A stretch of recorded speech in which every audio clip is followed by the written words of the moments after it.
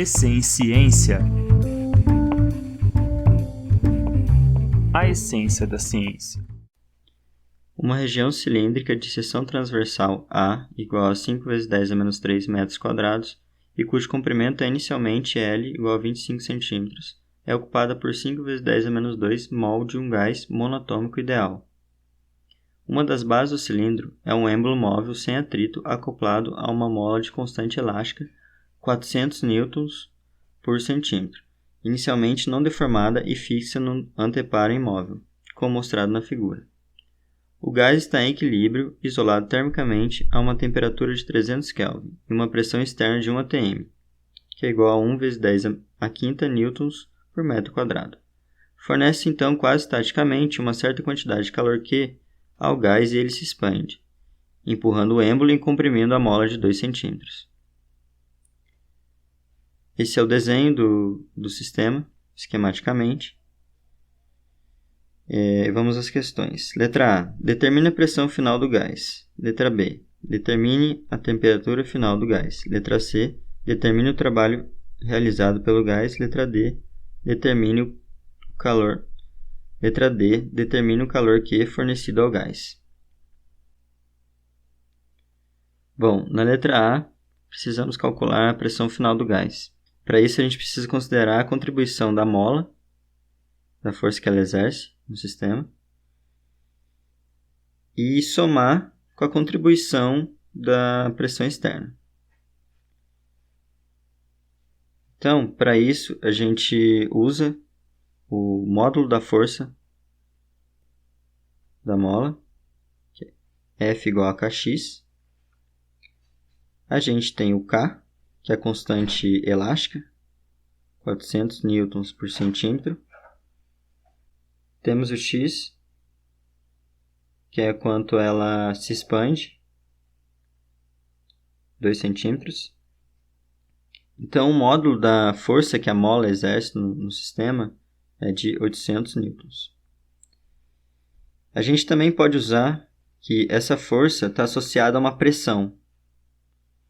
Então, uma pressão então a força é igual a uma pressão vezes uma área. Esse 5 vezes 10 a menos 3 é a área com que a mola está agindo no meu sistema. Então, usando o módulo da força de mola e tendo a área que ela exerce essa força, eu tenho a pressão que a mola exerce. A pressão, então, se eu passo esse 5 vezes 10 a menos 3 dividindo ali, então que a pressão da mola é igual a 160 vezes 10 ao cubo newton por metros quadrados, e isso também pode ser escrito como 1,6 vezes 10 à quinta newtons por metros quadrados, ou 1,6 atm. Então, eu sei que a pressão externa é igual a 1 atm. Então, a pressão final é igual à pressão da mola mais uma pressão externa. Então, isso dá igual a 2,6 atm.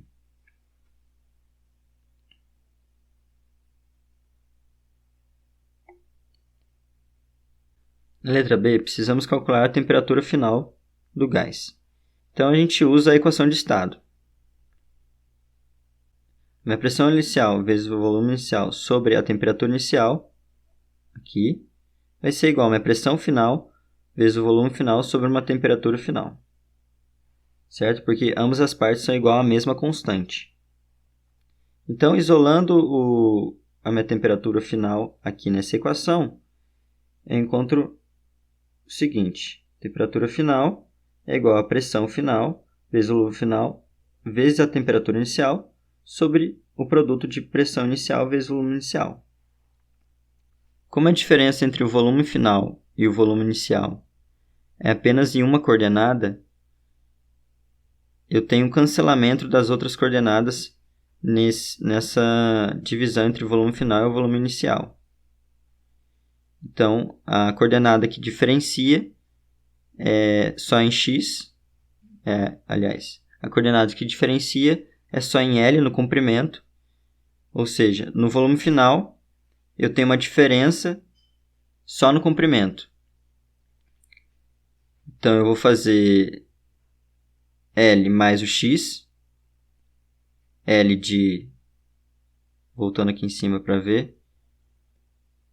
L de 25 centímetros. E o X de 2 centímetros.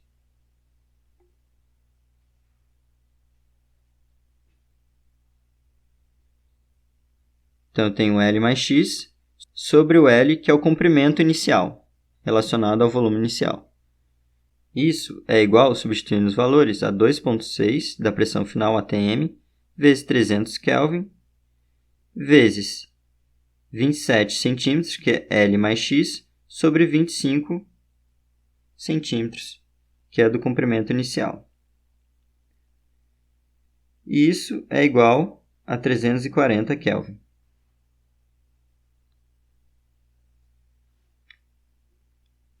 Na letra C, temos que calcular o trabalho realizado pelo gás. Então, nós temos que o trabalho total é o trabalho do gás mais o trabalho da mola. Então, o trabalho devido à mola, vou chamar de Wm, vai ser igual à constante da mola de elasticidade vezes o deslocamento ao quadrado sobre 2. Então, substituindo os valores, nós encontramos que o trabalho devido à mola é igual a 8 joules. O trabalho do gás, que eu expressei aqui em cima como sendo a integral da pressão num diferencial de volume, como eu tenho uma pressão constante externa, e eu tenho uma variação do volume que eu posso expressar em termos de um delta, V, eu tenho que o trabalho do gás, esse WG, é igual a essa pressão externa vezes a área transversal vezes o deslocamento, X. Substituindo os valores, eu tenho que esse trabalho é igual a 10 joules. Logo, usando aqui que o trabalho total é a soma dos trabalhos, Wm e Wg, o trabalho total é igual a 18 joules. Na letra D, temos que calcular o calor Q fornecido ao gás. E pela primeira lei da termodinâmica, a gente tem que o calor Q vai ser a variação de energia interna mais o trabalho total, no caso. Então, eu tenho que a variação de energia interna, ela varia com a variação de temperatura. Eu posso escrever dessa forma, então, que a variação de energia interna igual a N CV vezes ΔT. Substituindo os valores, nós encontramos que essa variação de energia interna é igual a 340 joules. Voltando na fórmula da primeira lei e substituindo os valores para a variação de energia interna e o trabalho total, nós encontramos que a quantidade de calor Q é igual a 358 joules.